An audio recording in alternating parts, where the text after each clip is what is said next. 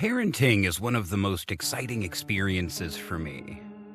Being able to do so many activities with my kids strengthens our bond every time.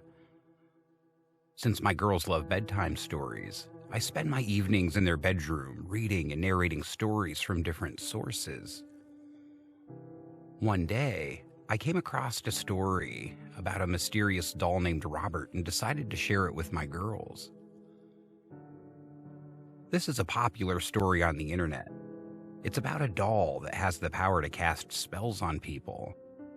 It's believed to torment people in West Florida for many years. According to the story, Robert was a doll that was named after his owner in the 1900s. He was an evil doll that was full of mischief. The family that owned the doll reported hearing the doll holding conversations by himself in different voices. Strange things kept on happening in the house where Robert the doll stayed. For instance, the family sometimes found mutilated toys in the house, while some reported seeing a small doll moving at night from one room to the next. Since this doll is a legend, it was later moved to a museum where people go to see it. Those who have seen it report that the doll can curse a spell on them if one takes a photo of the doll without its permission. When I told this story to my kids, they were so frightened that sleeping was a problem. Though I felt bad afterward, I explained that there was nothing to fear since the doll is probably just a myth. I like spending most of my free time exploring the internet and finding out new things. It's a great way for me to pass the time and also avoid being idle. One day while online, I came across a meme connected to a legendary story of a character known as Slender Man. The meme itself was a bit scary, and I started researching the legend.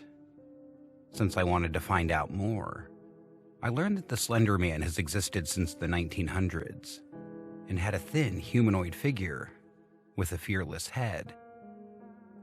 He wore a black suit and liked hiding in the woods. I found out that Slender Man traumatizes people, especially children. According to reports, those who have been face to face end up disappearing, and their bodies are never recovered.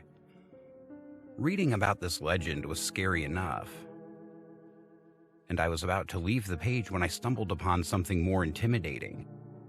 In 2014, the horror story inspired twins to commit violent acts. The twins took their friends into the woods to appease the fictional character and stabbed her several times before leaving the body in the woods. The thought of humans doing such heinous acts left me with a lot of questions. I kept on wondering why people would be so influenced by a fictional character and even attempt to take a life. I was relieved when I continued reading the story and found out that the victim did not actually die. A few years later, the twins were convicted. As I dug deeper, I found out that there was even a documentary that warned people about the existence of the Slender Man. I have always loved camping until I heard a story about a group that came across something very creepy in the woods. The story was narrated by my father on one of our camping trips, and from that day, I swore I would never go back into the woods again. He explained that this popular story involved a group of relatives in Alabama who decided to go camping in the nearby woods. The story is based on a guy who had gone to visit his relatives in Alabama. Catching up with his friends and cousins was fun, and so they decided to do interesting activities together. At first, everything seemed normal during their camping trip until they started smelling something awful in the woods.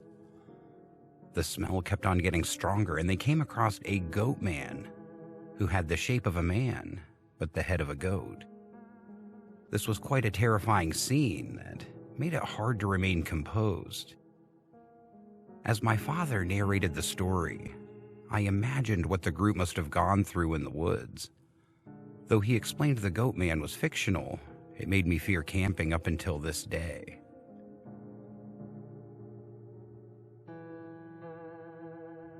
Nighttime is supposed to be one of the most peaceful times of day where you get to relax and take a break.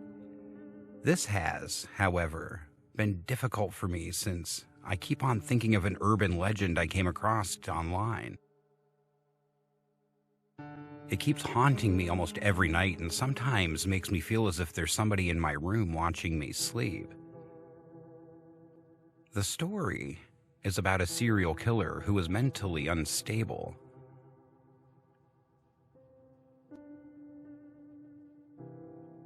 He wasn't born with a medical condition, but he got it from a chemical burn which totally changed his life. The killer not only killed his own parents, but also started harming innocent strangers in their homes. He's believed to hide in the closet of unsuspecting people and revealing his face in the middle of the night. According to those who have seen it, the killer's face is partially burned, and he has this weird smile that leaves his victims terrified. He uses a knife to attack his victims and then finds a way to escape. According to the story, the serial killer gets away with so many murders since the authorities never seem to catch him. As I think of the story, it seems like an unending nightmare that I cannot seem to forget. Many teenagers can't wait to finish high school and get into college. Following my own personal experience, I always thought that college was the best time for any young person. My perception changed when I read about a popular urban legend that was narrated by a writer known as C. Walker. It involved two girls, Becca and Lydia, who had just joined college. Their mystery started a few days after being assigned to a room next to the suicide room. In the school, rumors spread fast about how kids had taken their own lives in one of the rooms that was nicknamed the suicide room. 3 suicides had taken place in that room, and from that time, nobody wanted to sleep in there. Though the girls didn't want to pay attention to the rumors at first, what transpired a few days later left them quite terrified. According to the narrator, the roommates started hearing strange noises coming from the suicide room. Occasionally, they heard a knock on the door and sounds of people whispering in the room. When strange things started happening, the 2 girls who had been best friends for years thought of applying for a room change, but didn't want to get separated. Apparently, the story of the suicide room was quite famous and it received an award on Reddit.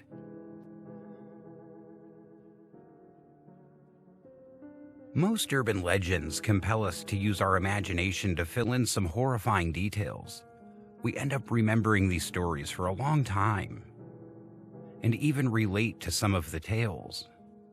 While some of the legendary stories are fiction, I came across quite a few true ones that I sure can relate to. Every time I visit the bathroom at night, I keep on looking in the toilet bowl to confirm that nothing creepy comes out of it while I'm using it. I started having this fear after I came across the story of a woman whose rump was bitten by an aquatic rodent while she was using the toilet. It happened around 2 p.m. when the woman felt pressed and had to wake up to use the restroom as usual. She lifted the lid of the toilet and positioned herself over it. Since she was quite sleepy, she did not check the toilet well before using it. What woke her up completely was the sudden splashing inside the toilet and a pain in her rump.